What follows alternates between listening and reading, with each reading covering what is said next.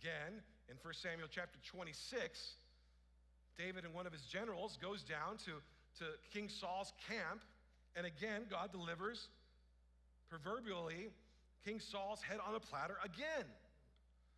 They're in the encampment. Saul is in a quote-unquote deep sleep, and you can hear his general buddy saying, hey, look, God has put him in front of you again. He's right there. Just give me the order. Let me do it. I'll take him out right now. You can be the king over all of Israel.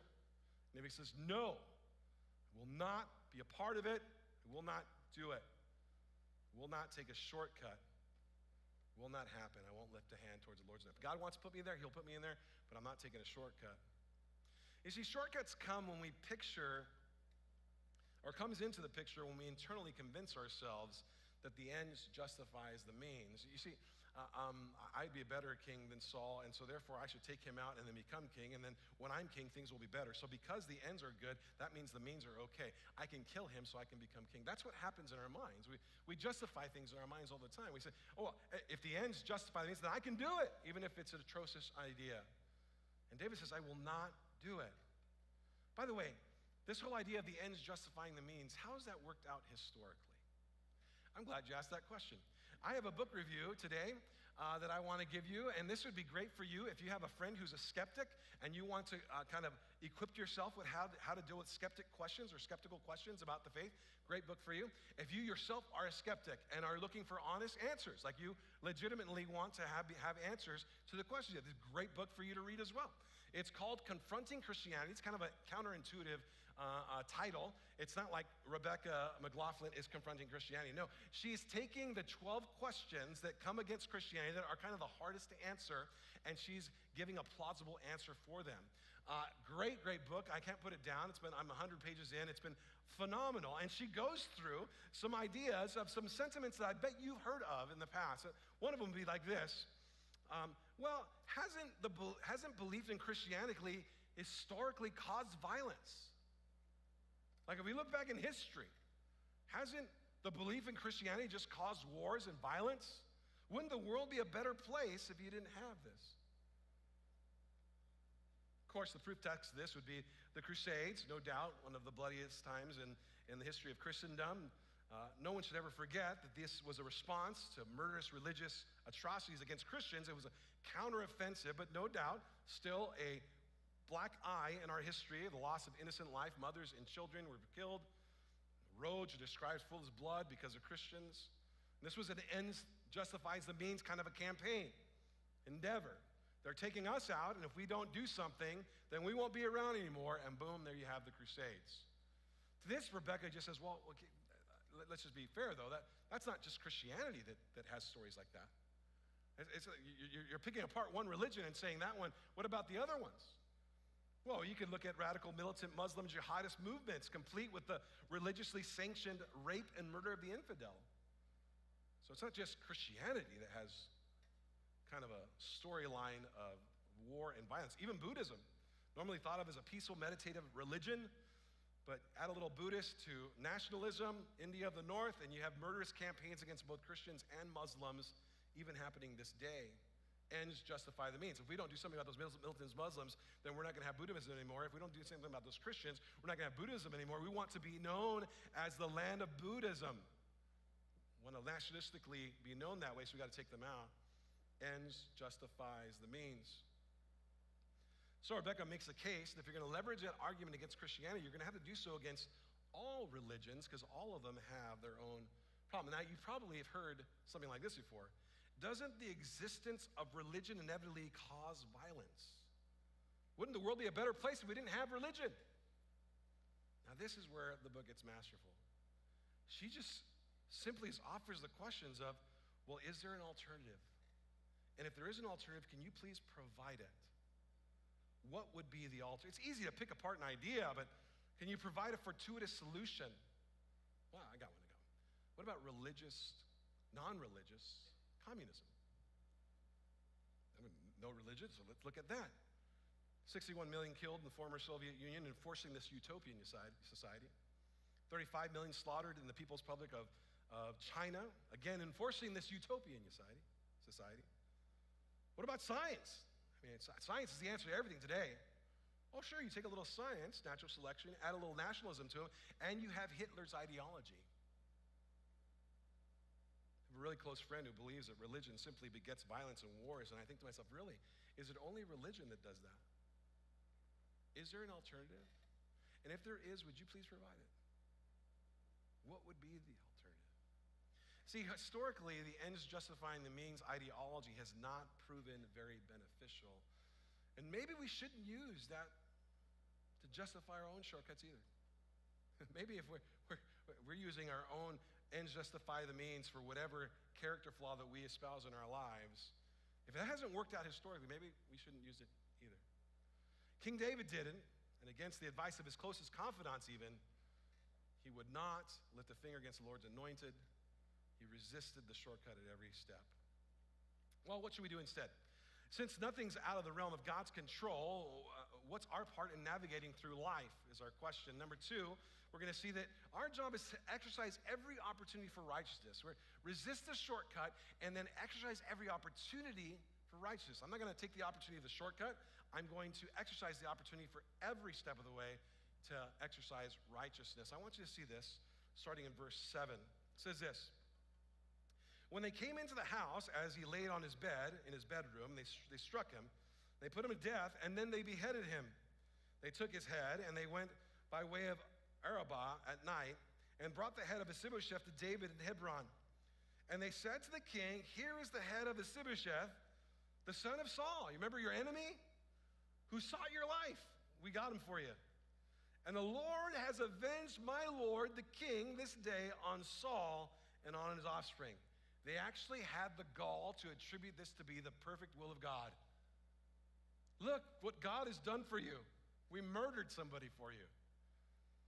But David answered Rechab and Baanah, his brother, and the sons of Rimmon and the Beerothite, "As the Lord lives, who has redeemed my life out of every adversity." By the way, it was he who has redeemed my life, not you. When one told me, "Behold, Saul is dead," and thought that he was bringing me good news, I seized him and killed him at Ziklag, which was his reward that I gave him for his news. How much more, when wicked men have killed a righteous man in his own house on his bed, shall I now require his blood at your hand and destroy you from the earth? And David commanded his young men, and they killed them, cut off their hands and feet, and hung them beside the pool at Hebron. But they took the head of Mephibosheth, and they buried it in the tomb of Abner at Hebron.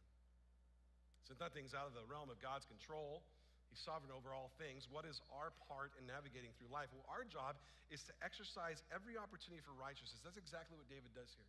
Even though some things have happened that he would not have wanted to happen, I'm still, from this point forward, going to act righteously. Kind of an interesting situation. There's these two opportunistic men. This is actually a theme that we've seen since the very end of 1 Samuel. Two opportunistic men who think, you know what? Maybe if we bring David, the head of the king of the north, which now gives him free reign over all of Israel, maybe we'll be rewarded. And then this text kind of shows us that's the situation, and yet there's a surprising response from David who doesn't do that. And we've seen that theme as well. I will not reward you for such activity. These opportunistic men, three verbs are used about them. They strike, they kill, and they decapitate. They even go out of their way to remind David, you remember Saul, your enemy, who tried to kill you? And you can just hear, where's our reward? Where's our reward? We took him out for you. Where's our reward? They even had the audacity to claim that this activity was the perfect will of God. Look what God did in his perfect will for you. Murder? David, rather surprisingly, not only does he not reward them, but he kills them, and he honors King Mephibosheth with a proper burial. It'd be very, kind of the height of disgrace and shame would be ancient times not having an unburied person as a victim or the family thereof. And David says, how about I do this? How about I honor the person you killed, and let me dishonor you for your activity? David responds saying with the notion, the Lord is the one who delivers my life, not you treacherous folks. I will not participate in your act of atrocity. I won't take the shortcut. I've been waiting for God to install me the way he wants to install me, righteously, and I was not a part of this. He promises to kill these men that have confessed to killing this righteous man. Interestingly enough, David doesn't call him the king, but he does call him a righteous man, paying homage to or respect to Saul's house when he called him righteous. Killed them, impaled their bodies, and posted them on a spike outside the city gates. This is not something that would be too uncommon in those times. It was a terror tactic, a psychological ploy. This is what happens when you cross the king. Look at the bodies hanging on posts. The thing that's ironic about this is he's doing that to folks who actually made him be able to be the king, who thought they were going to be celebrated for the act. He, in fact, kills them and says, look what happens when you lift a finger against the Lord's anointed. When you decide that you're God, and you get to decide what happens next. Very much in line with how he handled Abner's murder. He wouldn't celebrate it, even if it meant that his road to the throne got easier. Rather, he would lament it instead. I will not participate. I had opportunities to participate in a shortcut long ago. 20 years I waited for the kingdom. I'm not going to start participating in shortcuts now. Well, that brings us to the big idea, which is kind of a theologically heavy one that we'll unpack together, but let's read it first. We must be careful not to mistake God's providential plan for God's perfect will. Let me read that again, and then we'll kind of unpack it. We must be careful not to mistake God's providential plan for God's perfect will. You got to understand that God is in charge of everything. He is sovereign.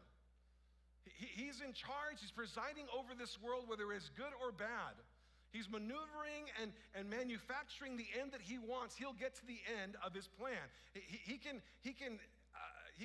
can be evil in this world, and yet that evil cannot thwart God in his plan. That would be his providential plan. But it doesn't mean that that is his perfect will. His perfect will would be there be no sin in the world. But we brought sin into the world, and now God has to enact his plan to maneuver around all the sinful pieces so he can still get to the end where he's glorified. His plan is not his perfect will. You got to understand that. Cannot mistake. Be careful not to mistake God's providential plan for God's perfect will. We see this so many times that David could have fallen victim to these opportunities, so to speak, that were before him. A couple times in 1 Samuel, we talked about God had delivered Saul right into his hand, but he wouldn't lift a finger against the Lord's anointed. Even if his friends point out, look, God's put him there for you. Providentially, that might be true, but that's not his perfect will. King Saul was killed in battle, and some optimistic folks thought, I know what we'll do. We'll go to David and we'll take credit for killing him. And then David will reward us. And David says, I'm not going to reward you. I'm going to kill you, actually, for saying and confessing to doing something. We don't know if you did or you didn't, but confessing to the idea that you would kill the Lord's anointed, something that I haven't done for 20 years, I'm now going to take you out for that. I will not participate just because something is in the providential plan of God. Doesn't mean that it is the perfect will of God for that to happen. Finally, Saul, his son, is killed by some opportunistic folks again. Same tribe, insult to injury. No doubt hoping for some kind of reward, and David puts them to death as well.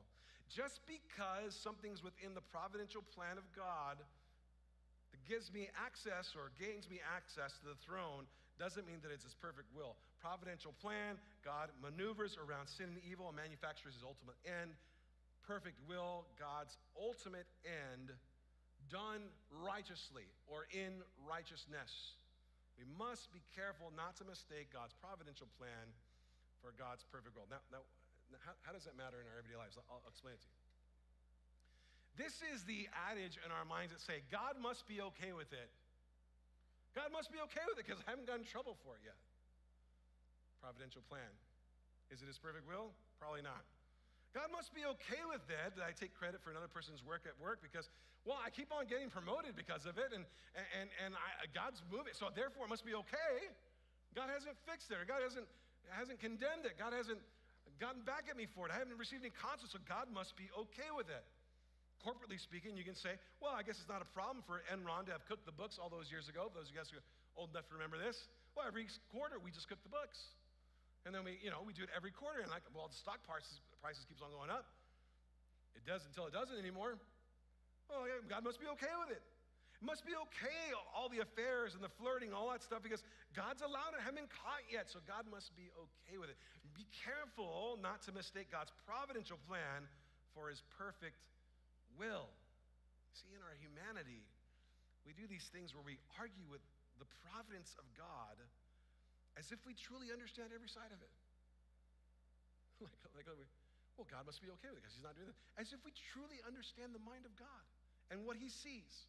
He is the God who knows every domino effect of every action in life. That's going to happen. If that happens, and this happens, so I'm going to move over here, so this doesn't happen, so that happens. So I'm going to manufacture this thing to get where I want to get to the end. But we think we can, with our human minds, subject God to an evaluation of what he's doing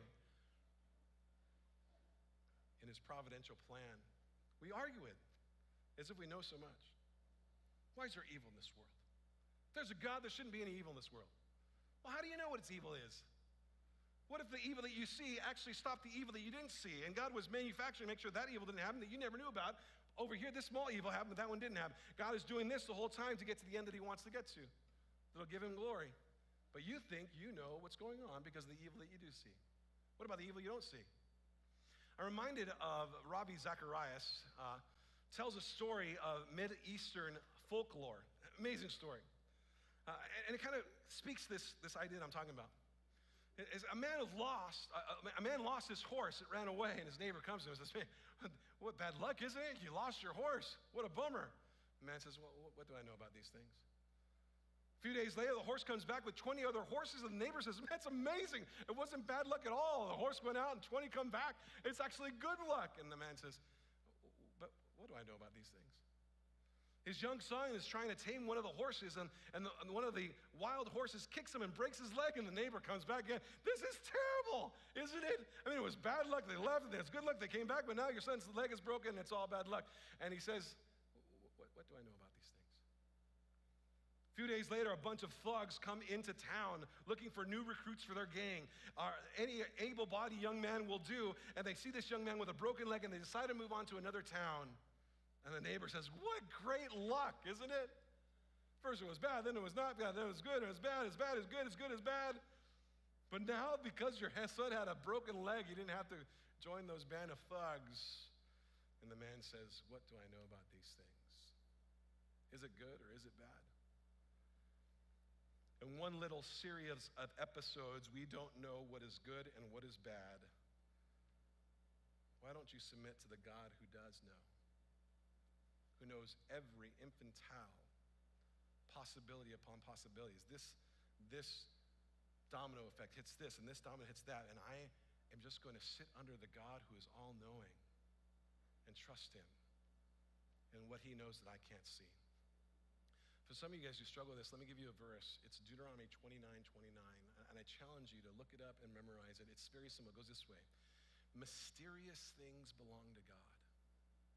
Job would say it this way: there are some things too wonderful for me. They're of a higher pay grade. I, in my humanity, in my finiteness of mind, cannot comprehend or understand the infiniteness of God's mind.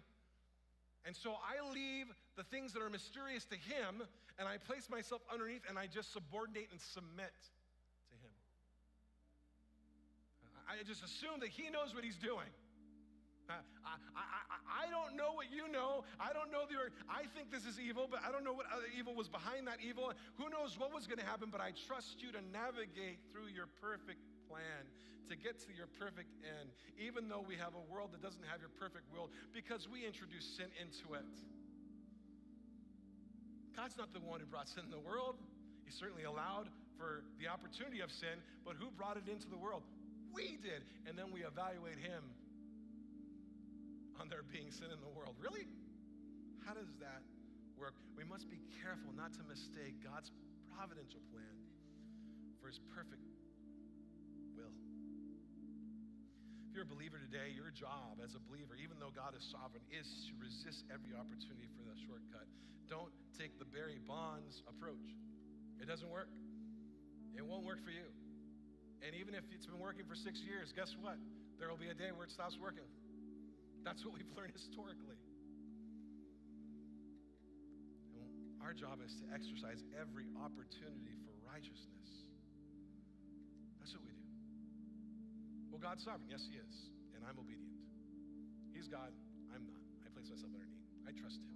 The things that I don't understand, the things that I don't see, the heartache that I have, I assume he has a greater heartache and he sees the bigger picture. He knows what he's doing. I don't. So I place myself underneath and I submit. I surrender. If you're a skeptic or a non-believer and you're thinking, why in the world am I even in church? It's a great day for you to be here.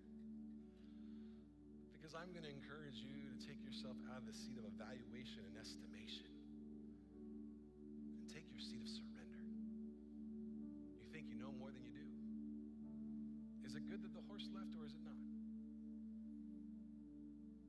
God's the one who has all the information. You don't. What's the alternative? Is there a better alternative out there? Because if you know one, I would sure like to hear it. It's so easy to throw rocks until you actually have to build an edifice that stands on its own against rock throwing. Why don't you join us in trying to understand God? Why don't you submit yourself to this God who is God, very God, knows everything, omniscient, all-powerful, omnipotence, everywhere, omnipresent. That's the God we believe in, and we trust when we don't understand. Rather than you being your own God and saying, I understand everything, let me tell you, will you just put yourself in his seat? Time to subordinate. I'll trust him. That's your take home. Would you bow your heads, close your eyes with me as we pray. Father, what an amazing, for all the things that happen in David's life, this is one of his high points. Definitely resisting for 20 years. I will not take a shortcut. I will honor God at every turn. I will not go down as somebody who wanted to murder anybody. I will not do it. I'll wait. If it's another 20 years, then I'll wait another 20 years. I'm going to do it God's way, and I won't take a shortcut. But you don't understand. God placed it for you right there. No. That might be providentially true, but it's not the perfect will of God. And because it's not, I won't step to it. And I'll wait for him in his timing. Father, would you give us that disposition of the heart? That we want you more than anything else, more than anything this world can offer us, more than a better career, higher wage, whatever, however success, fame, notoriety, that we want you and trust you in your timing. Help us have that.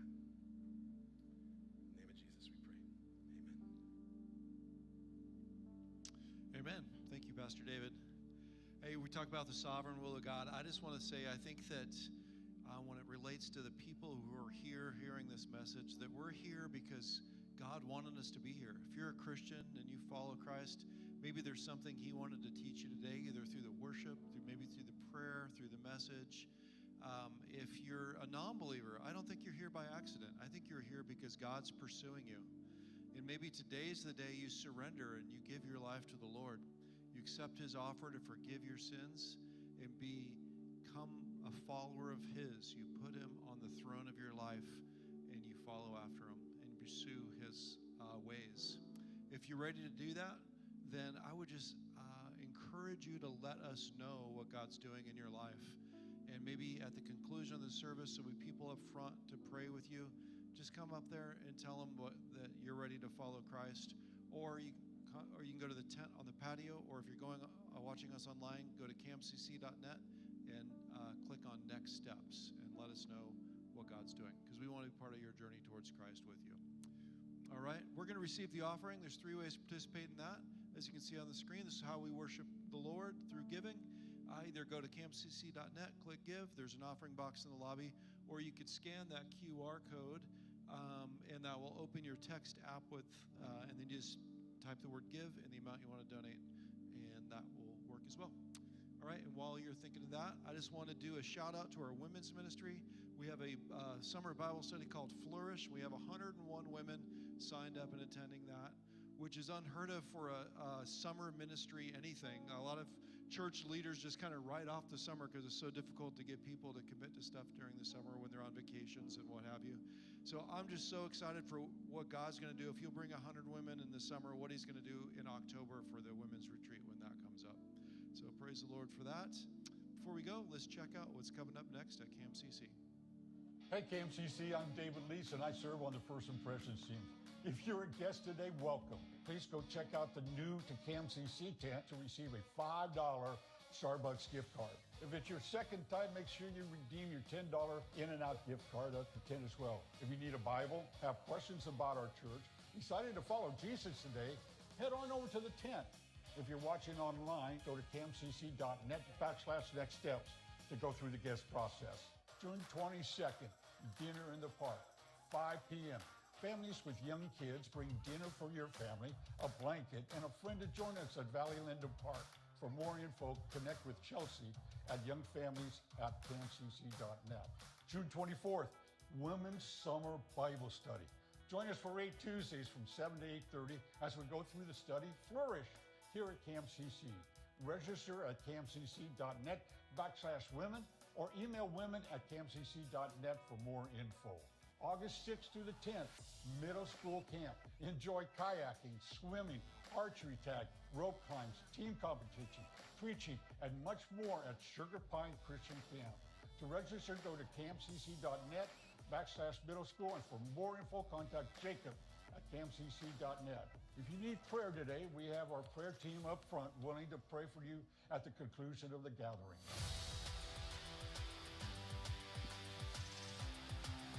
To stay in the loop of what's going on at Camp CC, check your email for our weekly newsletter. As well as follow us on Instagram, like us on Facebook, and subscribe to our YouTube channel. For more information on any of these events, go to camcc.net.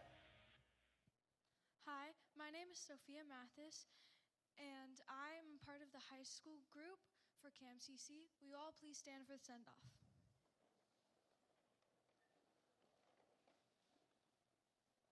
Something that stood out to me today in the message was that we can't always think that